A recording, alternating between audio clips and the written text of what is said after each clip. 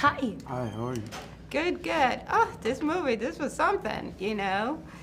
Juno, first, let's start with you. I love how you were like, he was like, it's his cousin Oliver, and you were like, okay.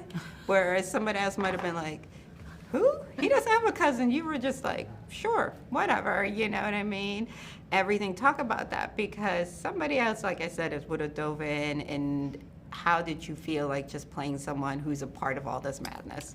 I couldn't be more excited to be invited into the party, to be honest with you. And I think the prospect of working with Derek and with the cast that were you know, lighting up this story, just, I feel really honored and really grateful still to have been a part of any of it. And it's interesting you pick up that scene specifically, because later on we find out that, you know, Steve is doing these identities that are creating somebody's future, but they're illegal, they're dodgy. It's, even though there's a positive side to it, too, you know, but she knows the tea. She knows what's up. She knows how to be involved with his universe. She's a part of his universe and loves it. And I think that scene it's a great playback when you see the later scene of like, oh, that's why she's also being chirpy and cool about it all, because she knows kind of that. Oh, it's another client. Okay, so she's on Steve's team. Absolutely. And Lakeith, listen, I think a little bit was you were playing a character, but also part of you was like, yeah, I know he's about to mess this up, but I'm gonna make sure I'm gonna get my coin up front, just in case. Talk about that a little bit when you know someone is brilliant and they're a good person, but they just can't stop getting in their way. You know, trying to be a friend to someone like that where you just are, I love you, but you are a walking car crash.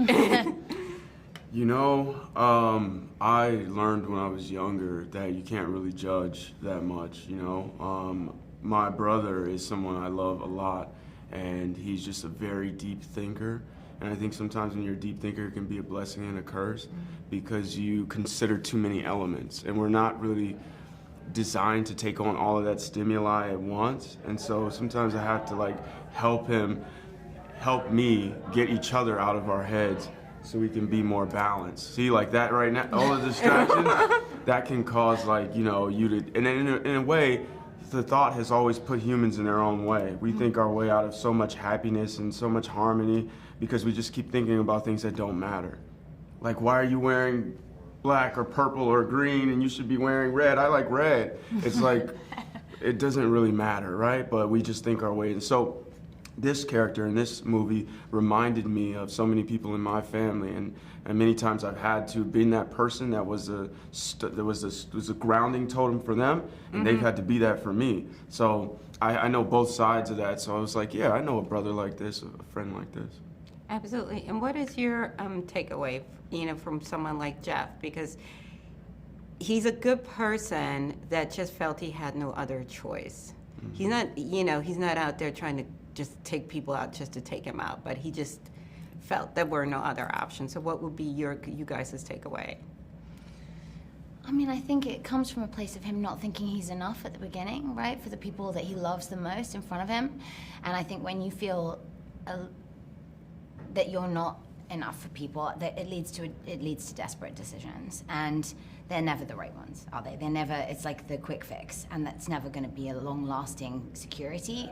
But my God, do you see that it comes from a place of love with him, which is why he impacts people even when the things he's doing are not right and technically very illegal and potentially put people in harm's way.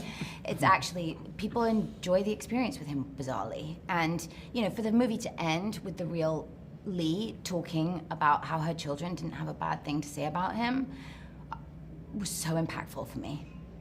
Absolutely. It's also something to be said, I think, about, you know, the people that we get the closest to, there are always elements of them that remain a mystery. And we're always playing to find those different parts and discover them, you know? And I think relationships that have that zest, have that mystery in them. Like, you want to know what you want to know all chambers of a person that you're truly, you know, intertwined with. You want to know you want to be in their skin. You want to walk around with them. And I think that game of like, now you see me, now you don't, is one that we play and love often, and it plays out here. And it just so happens the things that she didn't see were things that would be very instrumental in maybe her decision-making process if she did know. And so it makes you think about that too. It's like the faces we show, and whether or not it's worth it to show up in your true authenticity. I think it always is, you know? But sometimes we think that we should hide certain parts, and it's only a matter of time before who you are is revealed anyway. And you want to make the choice to be with the person that you know, not the person that you think you know. And in order for you to get that, often you have to give it, which is why love is so dangerous. You got to give yourself, and that means that yourself can be hurt. But if you don't give yourself, then you can't get. So it's like, you know, it's that dichotomy of love that takes place here, and all the characters really, they're all just trying to play because we're all just trying to survive, you know. Yeah. But I think sometimes unconditional love is great because it means that for 1 second at least, for one moment, you don't have to play for anything. You can just be, and the person will just love you. Absolutely. Thank you so much, guys. Best of luck with the project. Really enjoyed it. Thank you. Yeah, thanks. Hi, how are you? Good.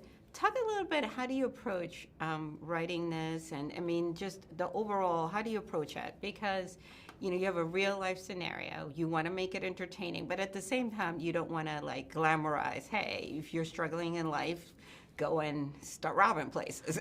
Yeah, well, the good thing about that is I don't know how glamorous we can make it because it has, it's a cautionary tale at the end.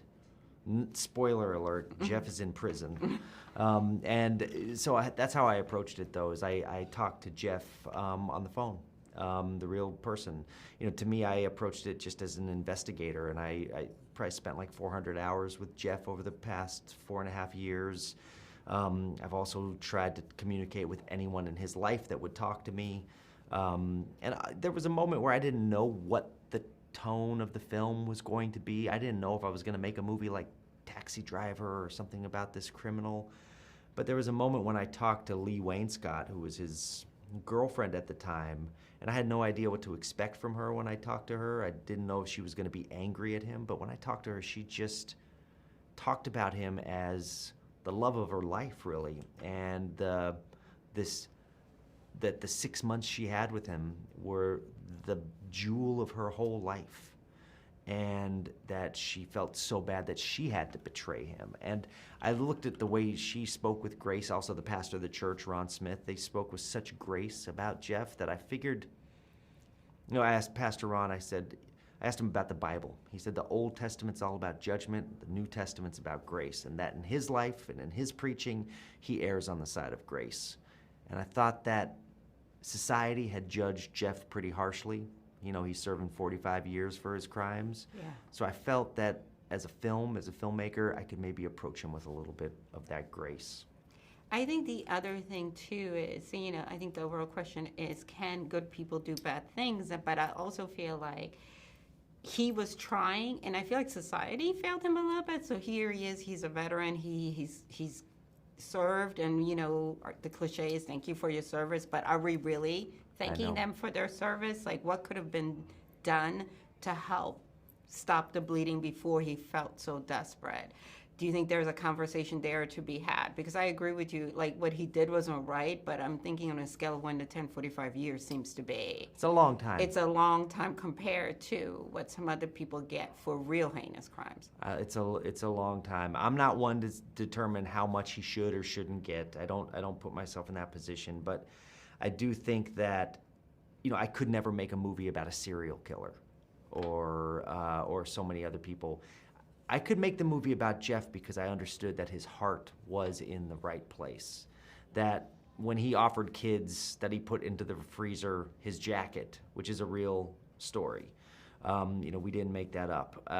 I realized that there was a heart of a person that I understood, and it was actually his heart that made him a bad criminal. If he was cold-blooded and calculating, he'd still be gone. Yeah. But he was warm-blooded and calculating. Yeah. And so I think that contradiction is very interesting, and hopefully we made a movie that flips between those two sides of him. I mean, I think you do root for him as a person because you know his heart's in the right place, but you're also asking him, you're pleading with him, you're screaming at the screen to stop.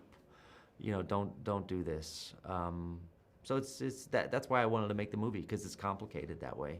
Well, I think you made a conversation starter, if nothing else. People Yes. are going to walk away and ask questions and want to learn more about him. And I think the question is also, how could we have helped him a little bit Yeah, I early in the agree. crossroads. So I think I agree. there's a lot to take away from him. And thank you so much for your time. Hey, thank you. Yeah, great to talk to you.